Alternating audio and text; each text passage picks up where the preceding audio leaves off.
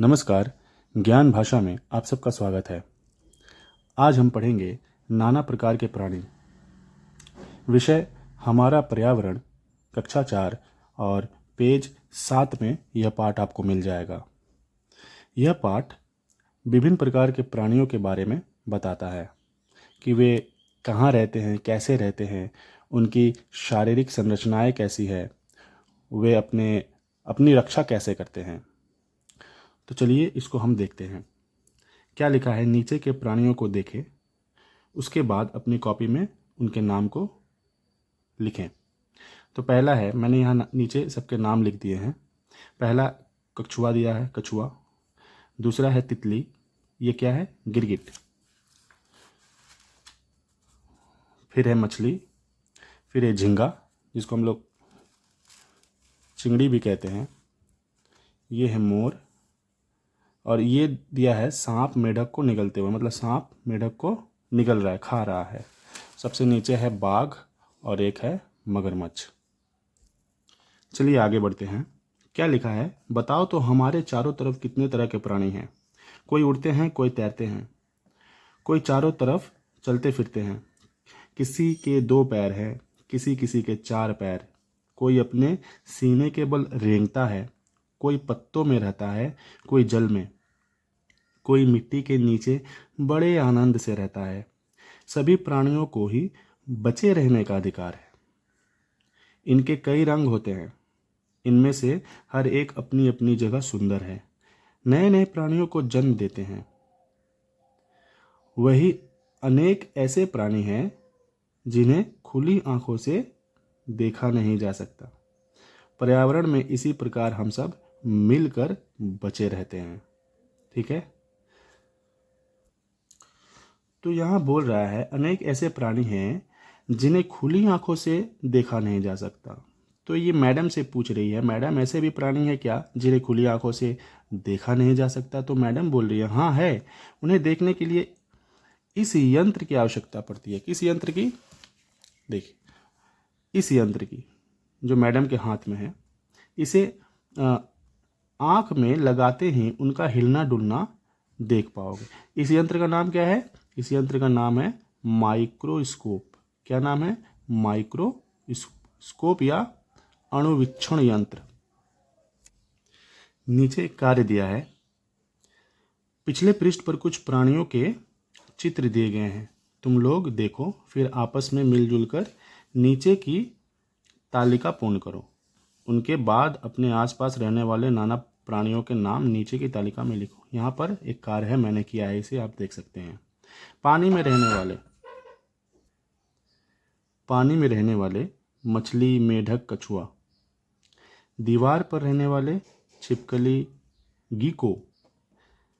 जल स्थल दोनों जगहों पर रहने वाले मगरमच्छ, मेढक। पेड़ पर रहने वाले बंदर, तोता, गिलहरी। वन में रहने वाले बाघ, हिरण, लोमड़ी। फूलों पर घूमने वाले तितली, मधुमक्खी। पत्तों में रहने वाले इल्लियाँ, कैटरपिलर। पानी में रहते हैं मगर नंगी आंखों से नहीं दिखते, है ना, वो नंगी आंखों से नहीं दिखते। उसके लिए किसकी ज़रूरत पड़ती है, माइक्रोस्कोप की। तो उनके क्या नाम है, बैक्टीरिया, प्रोटोजोआ, शैवाल। ठीक है, आगे बढ़ते हैं। टिकलू दौड़ा दौड़ा स्कूल की ओर जा रहा था। पाँव के पास अचानक ही एक कनखजूरा आ गया। टिकलू ने बड़ी मुश्किल से अपने को रोका, मगर उससे थोड़ा स्पर्श हो ही गया। वैसे ही कनखजूरा सिमटकर गोल मटोल हो गया, हिल डुल भी नहीं रहा था। टिकलू ने कुछ देर ध्यान दिया। उसने फिर देखा कि कनखजूरा ने अपने शरीर को फिर से खोल लिया। टिकलू ने स्कूल पहुंचकर मैडम से कहा, मैडम, कनखजूरे को छूते ही वह गोल हो जाता है, छिपकली को छूने से तो वह गोल नहीं होता। मैडम ने कहा, हम ऐसा नहीं कर सकते। टिपाई ने कहा, हम लोगों के तो रीढ़ की हड्डी है, हम कैसे कर सकते हैं। बबलू ने कहा, तिलचट्टा, कीड़े मकोड़े, केचुआ, कृमि आदि कनखजूरे की तरह ही प्राणी है, रीढ़हीन प्राणी। मैडम ने कहा, ठीक कहते हो। टिकलू ने कहा, छिपकली की तरह और कौन कौन है? डमरू ने कहा मछली, मेढक, सांप और हम लोग, जिसमें रीढ़ की हड्डियां होती हैं। नीचे एक कार्य है। कार्य क्या है? अपने इलाके के प्राणियों को देखो, उसके बाद नीचे के खानों को भरो। पहला है प्राणी के नाम। ठीक है, प्राणी के नाम। कहाँ रहते हैं? शरीर का रंग शल्क है या नहीं? ठीक है, पैरों की संख्या, पंखों की संख्या, पूंछ है या नहीं, क्या खाता है? ठीक है, तो पहला है तितली। कहाँ रहते हैं? बगीचे में। शरीर का रंग कैसा है? हरा है, भूरा है, बहुत तरह के रंग होते हैं तितलियों के। शल्क है या नहीं? शल्क का मतलब शरीर के ऊपर एक कवच होता है, सख्त होता है, वो कड़ा कड़ा होता है, जिससे वो अपनी शरीर की रक्षा करते हैं। तो तितलियों में ये पाया नहीं जाता। पैरों की संख्या 6, पंखों की संख्या कितनी होती है? 4, पूंछ है या नहीं? नहीं है, तितली के पूंछ नहीं होते। क्या खाता है? फूलों का रस खाता है। दूसरा नंबर है मेढक। प्राणी का नाम मेढक। कहाँ रहते हैं? पानी या जमीन, दोनों जगह रहते हैं। शरीर का रंग कैसा है? हरा है, भूरा है। शल्क है या नहीं? इनके भी शरीर में शल्क नहीं होता। पैरों की संख्या 4 है, पंखों की संख्या नहीं है, इनमें पंख नहीं होते। पूंछ है या नहीं? हाँ, होते हैं। देखिए, मेढक में जो शुरुआती चरण है, जीवन के पहले चक्र में उनका पूंछ होता है, लेकिन जब वो वयस्क हो जाते हैं, बड़े हो जाते हैं, तब उनका पूंछ गायब हो जाता है। तो हम हाँ भी लिख सकते हैं, ना भी लिख सकते हैं। क्या खाता है? कीड़े मकोड़े। ठीक है, नीचे है चिड़िया। चिड़िया पेड़ आसमान पर रहते हैं, विभिन्न रंगों के होते हैं। शल्क है या नहीं? इनमें भी शल्क नहीं है। पैरों की संख्या क्या है? 2 है। पंखों की संख्या 2। पूंछ है या नहीं? हाँ, इनकी पूंछ होती है। क्या खाता है? खाता है अनाज, कीड़े, केकड़ा। पानी और ज़मीन, ये भी दोनों जगह रहते हैं। किस रंग के होते हैं? लाल या भूरा। शल्क है, केकड़ा का शल्क होता है। केकड़ा के ऊपर देखना एक कड़ा सा, एक सख्त कवच होता है, जिससे वो अपनी रक्षा करते हैं। पैरों की संख्या कितनी है? 10। पंखों की संख्या नहीं है, पंख। पूछ है या नहीं? इनके भी पूछ नहीं होते। क्या खाते हैं? मछलियाँ, सड़े गले पदार्थ खाते हैं। नीचे एक और कार्य है। यहाँ आसपास 2 प्राणियों के चित्र दिए हुए हैं, इनमें एक समानता और एक असमानता लिखो। ठीक है, यहाँ पे एक चित्र है जिसमें एक तरफ है तितली और एक तरफ है चिड़िया। तो इसका समानता क्या है? दोनों के पंख होते हैं। असमानता क्या है? तितली के 4 पंख होते हैं, जबकि चिड़िया के 2 पंख होते हैं। ठीक है, यहाँ है मेढक और इधर है कछुआ। तो समानता क्या है? दोनों 4 पैर वाले हैं, दोनों 4 पैर वाले जीव हैं। लेकिन असमानता क्या है? मेढक कूद कर चलता है, जबकि कछुआ धीरे धीरे चलता है। चलिए, यहाँ है केचुआ और इधर है सांप। दोनों का शरीर लंबा और बेलनाकार होता है, यह समानता है। और असमानता क्या है? केचुए का शरीर मुलायम होता है, जबकि सांप के शरीर पर शल्क होता है। शल्क मैंने बताया ना, सांप के शरीर पर भी शल्क होता है। और आखिरी है मछली और झींगा। दोनों जल में रहते हैं, समानता है। मछली के पंख होते हैं, है ना, ये सब क्या है? पंख है। जबकि झींगे के पैर होते हैं। देखिए, ये पैर है झींगे के। आगे पढ़ेंगे नाना प्राणियों के नाना रूप। यह पाठ नाना प्राणियों के नाम, रूप, विभिन्न प्राणियों की शारीरिक विशेषताओं और उनके बचाव के तरीकों के बारे में बताता है। देखिए, यहाँ पर 3 प्राणियों के शारीरिक अंगों को दर्शाया गया है, दिखाया गया है। जैसे शाही का कांटा, यह है शाही का कांटा। गाय का सींग, ठीक है, और इधर है हाथी की सूंड। ये सब क्या है? ये प्राणी इन अंगों द्वारा अपनी सुरक्षा करते हैं, अपनी रक्षा करते हैं। इस पाठ से मैंने कुछ प्रश्न उत्तर बनाए हैं, जिसको देखने पर आपको इस पाठ के बारे में अच्छे से जानकारी प्राप्त हो जाएगी। पहला प्रश्न है, गिरगिट के रंग बदलने का क्या कारण होता है? तो उत्तर है गिरगिट अपने शरीर का रंग बदलकर पर्यावरण में घुल मिल जाता है, जिससे वह अपने शत्रुओं से बच सकता है। दूसरा प्रश्न है, शाही अपने बचाव के लिए क्या उपयोग करता है? तो शाही अपने शरीर पर मौजूद नुकीले कांटों का उपयोग अपने बचाव के लिए करता है। तीसरा प्रश्न है, कौन कौन से प्राणी अपने शरीर का रंग वातावरण के अनुसार बदल सकते हैं? इसका उत्तर है गिरगिट, टिड्ढा, कुछ प्रकार के मेढक और समुद्री जीव जैसे ऑक्टोपस अपने शरीर का रंग बदल सकते हैं।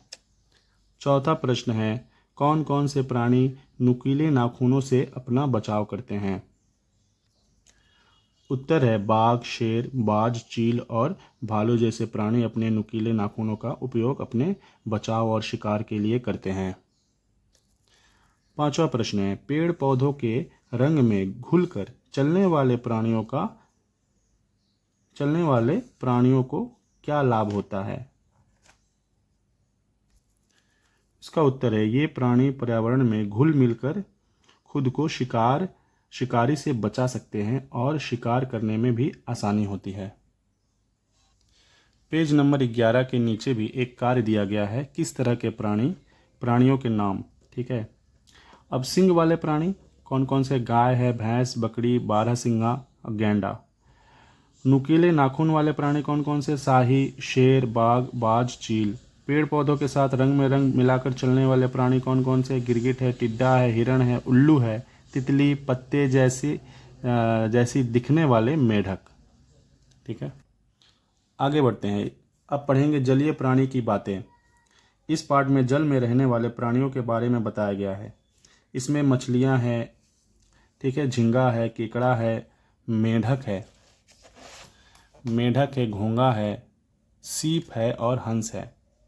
इनके बारे में इस पाठ में बताया गया है और इससे भी मैंने कुछ प्रश्न उत्तर बनाया है जिसको आप देख सकते हैं। पहला प्रश्न है, मछली पानी में सांस कैसे लेती है?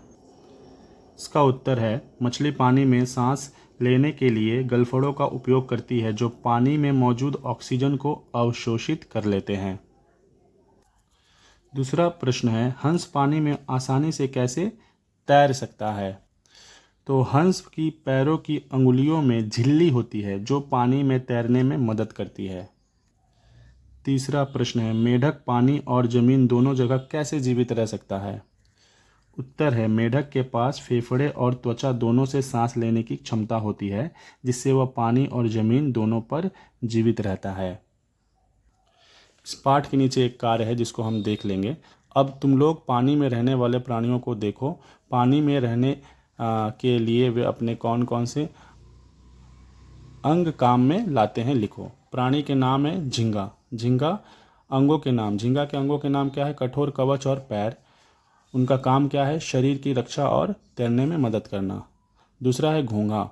अंगों के नाम क्या है? कठोर खोल और पैर। उनका काम क्या है? सुरक्षा और धीमी गति से चलने में सहायक। प्राणियों के नाम केकड़ा, ठीक है, कठोर कवच और पंजे। उनके काम क्या है? आत्मरक्षा और शिकार पकड़ने में सहायक।